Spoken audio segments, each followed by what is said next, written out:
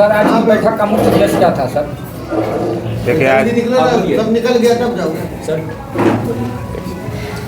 आज सशक्त स्थायी समिति की बैठक पूर्व से निर्धारित थी। हम लोगों ने जो कार्य किए हैं पिछले बैठक से लेकर अभी तक, एक तो उसका अनुमोदन था और बहुत ही महत्वपूर्ण कार्य का संपादन किया गया है। जैसे पूरे शहर में कचरा पेटी का अधिष्ठापन किया गया है और इस शहर के जो एंट्री पॉइंट है वहाँ पर प्रवेश द्वार लगाया गया। तो ये एक बहुत ही सराहनीय नई पहल है।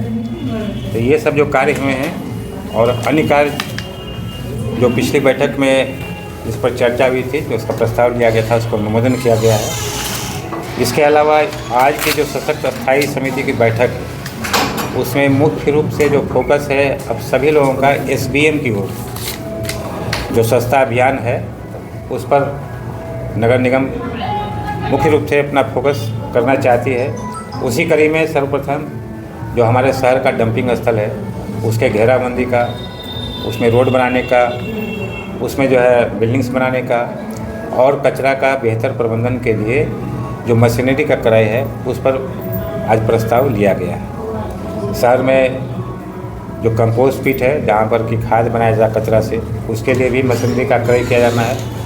उस पर भी प्रमुखता से चर्चा की गई और उस प्रस्ताव का अनुमोदन आज किया गया है। इसके अलावा और भी कई महत्वपूर्ण प्रस्ताव थे, जैसे शहर के जो विस्तारित क्षेत्र जो भी नगर निगम में शामिल किए गए हैं तो वहाँ अपेक्षाकृत ढंग से विकास की जो योजनाएं हैं उनका क्रियान्वयन नहीं किया सका है। तो वहाँ भी योजना लेने का, विकास करने का जो एजेंडा है उस पर आज मोहर लगाया गया है और ये निर्णय लिया गया है कि जो भी उपलब्ध राशि है उसी राशि से धीरे धीरे ही सही लेकिन उन क्षेत्रों में भी योजनाएं ली जाए ताकि वहाँ के लोग भी उपेक्षित महसूस ना करें। उसका अनुमोदन आज किया गया है। इसके अलावा कर्मचारियों की कुछ मांग थी, उनका कुछ एरियर बकाया था, उस पर भी सशक्त स्थायी समिति ने माननीय महापौर के नेतृत्व में सहानुभूतिपूर्वक विचार विमर्श किया है और अनुमोदन किया है कि पहले जो साल में 2 किस्त दिया जाना था वो अब एक ही बार में 2-2 किस्त करके दिया जाएगा। क्योंकि राशि कम है तो उपलब्ध राशि के अनुसार दोनों कार्य किया जाना है। कर्मचारियों का एरियर का भी भुगतान किया जाना है और विकास के भी कार्य किए जाने हैं। उस पर भी मोहर लगाया गया। और कोविड-19 में जिन कर्मचारियों ने अपनी सेवाएं दी थी तो उन कर्मचारियों को भी सरकार ने आदेश पारित किया है पूर्व से ही कि उनको 15 दिन का वेतन दिया जाए। तो सशक्त स्थायी समिति ने आज उसका भी अनुमोदन किया कि सभी कर्मचारियों का कोविड-19 में सेवा के लिए 15 दिन का वेतन दिया जाए। तो उसका भी अनुमोदन किया गया है, उस पर भी हम लोग अमल करेंगे। और भी जो महत्वपूर्ण बातें हैं जिस पर चर्चा की गई है उसका एजेंडा का कॉपी आप लोग को मिलेगा, उसमें आप देख सकते हैं। कई बिंदु है जिस पर महत्वपूर्ण निर्णय लिया गया है। तो यही है खास बात और हम लोग उम्मीद करते हैं कि आगामी दिनों में, आगामी बैठक में और भी महत्वपूर्ण निर्णय लिए जाने हैं, उसे लिया जाएगा और मधुबनी नगर निगम मजबूती से आगे बढ़ेगा। धन्यवाद। आज सशक्त कमेटी का जो आज मीटिंग था में सबसे पहले 4 द्वार जो मधुबनी शहर में जो 4 द्वार लगा है उसका आज उद्घाटन भी है, उस पर भी विचार किया गया है।